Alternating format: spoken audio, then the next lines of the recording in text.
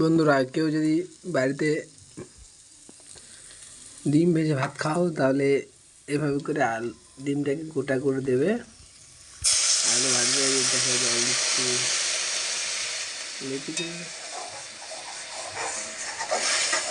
তোমাদের জন্য আজকে সকালের নাস্তা ডিম পরোটা হচ্ছে আমাদের বাড়িতে।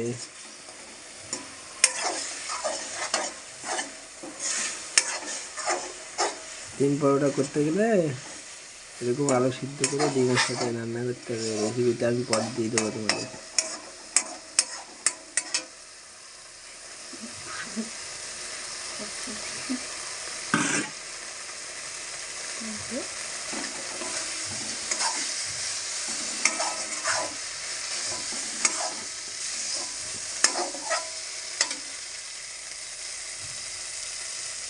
তারপরে এরকম করে জল দেবে একটুখানি, ঠিক আছে?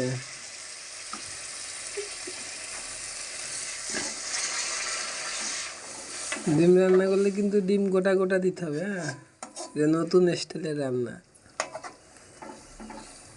প্রথমে আলুটাকে ভেজে নেবে, সেদ্ধ করে ভেজে নেবে। হ্যাঁ,